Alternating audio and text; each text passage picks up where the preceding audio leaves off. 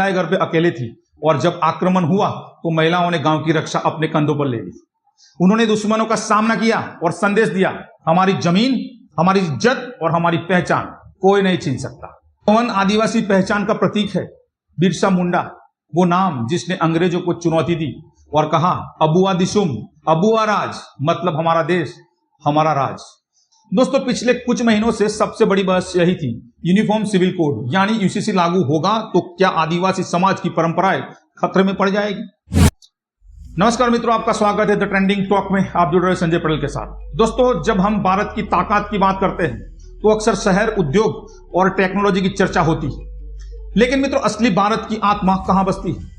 वो बसती है हमारे जंगलों में, हमारे पहाड़ों में और उस समाज में जिसे हम आदिवासी समाज कहते हैं। आज की सुबह 3 ऐसी बड़ी खबरें लेकर आई हैं जो सिर्फ आदिवासी समाज की ही नहीं बल्कि पूरे देश की राजनीति और संस्कृति को झकझोर देती है।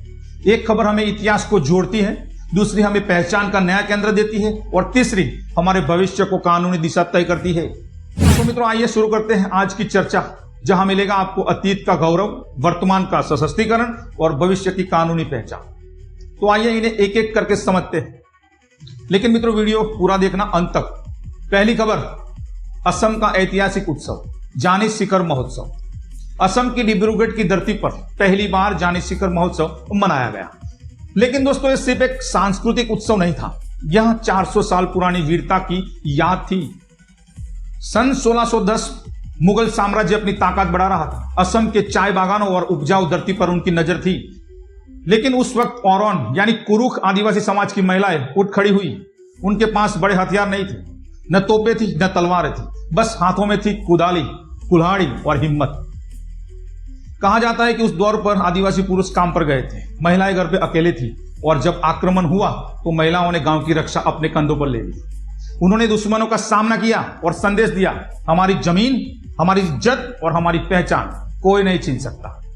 तो आज जब महोत्सव में महिलाएं पारंपरिक वेशभूषा में मॉक हंट यानी शिकार की झलक करती दिखी तो वो दृश्य सिर्फ कला नहीं था, वो याद दिलाता था कि आदिवासी नारी शक्ति हमेशा से योद्धा रही।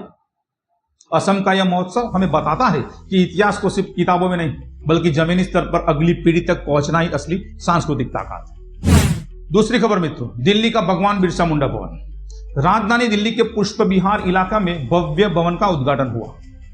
नाम है भगवान बिरसा मुंडा भवन, लेकिन इसे सिर्फ एक ईंट या पत्थरों की इमारत मत समझिए दोस्तों। यह भवन आदिवासी पहचान का प्रतीक है। बिरसा मुंडा वो नाम जिसने अंग्रेजों को चुनौती दी और कहा, अबुआ दिशुम, अबुआ राज, मतलब हमारा देश, हमारा राज। सिर्फ 25 साल की उम्र में बिरसा मुंडा आदिवासी आंदोलन के नायक बने और ब्रिटिश सत्ता को हिला दिया, ब्रिटिश सत्ता की जड़ें हिला दी। आज उनके नाम पर बना यह भवन आदिवासी समाज को 3 बड़ी चीजें देगा। पहला, शोध यानी रिसर्च। दूसरा, नेतृत्व प्रशिक्षण यानी लीडरशिप ट्रेनिंग। और तीसरा, परंपरा का संरक्षण यानी कल्चरल प्रेजेंटेशन। अब मित्रों, उद्घाटन के मौके पर आरएसएस के सहकार्यवाह दत्तात्रेय होसबाले, केंद्रीय मंत्री किरेन रिजिजू और मनोहर लाल खट्टर मौजूद थे। मंच से यह संदेश साफ था कि भारत का विकास तब तक अधूरा है जब तक आदिवासी समाज अपनी असली ताकत के साथ आगे नहीं बढ़ता। अब दिल्ली का यह भवन आने वाले समय में आदिवासी नेतृत्व की नई पीढ़ी तैयार करेगा। यहां से निकलेगा वह आत्मविश्वास जो आदिवासी समाज को सिर्फ राज्य नहीं बल्कि राष्ट्रीय स्तर पर नई दिशा देगा।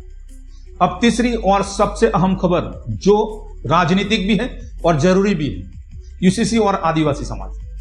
दोस्तों, पिछले कुछ महीनों से सबसे बड़ी बहस यही थी, यूनिफॉर्म सिविल कोड यानी यूसीसी लागू होगा तो क्या आदिवासी समाज की परंपराएं खतरे में पड़ जाएगी।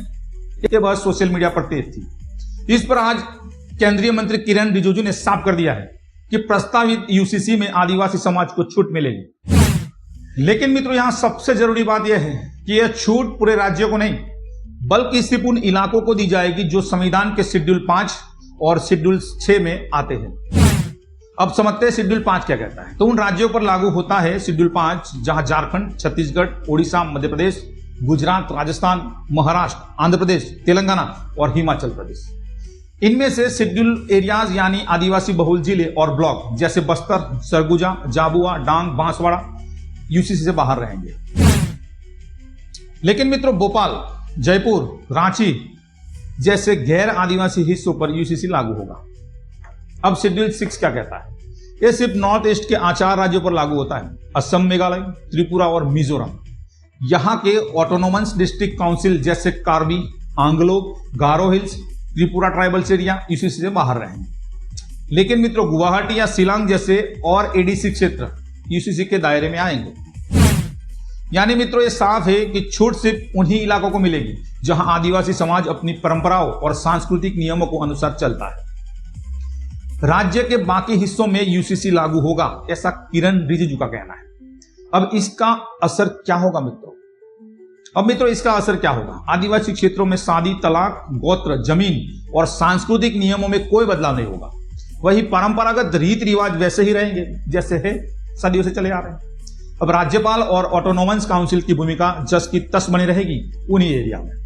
अब साथ में रिजिजू का कहना है कि यूसीसी का मकसद समानता लाना है, किसी की पहचान छीनना नहीं है। आदिवासी समाज की सांस्कृतिक स्वतंत्रता हमारी सर्वोच्च प्राथमिकता है, ऐसा केंद्रीय मंत्री किरण रिजिजू का कहना है। अब मित्रों, इस बयान ने आदिवासी समाज का सबसे बड़ी चिंता खत्म कर दी, क्योंकि अब यह साफ हो गया है कि यूसीसी और परंपरा के बीच संतुलन बनाया जाएगा।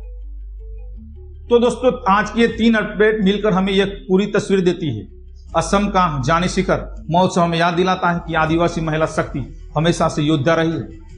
दिल्ली का बिरसा मुंडा भवन दिखाता है कि पहचान और नेतृत्व को नई दिशा दी जा रही है। और यूसीसी में आदिवासी समाज को छूट साबित करता है कि भारत की ताकत उसकी विविधता और परंपरा में है।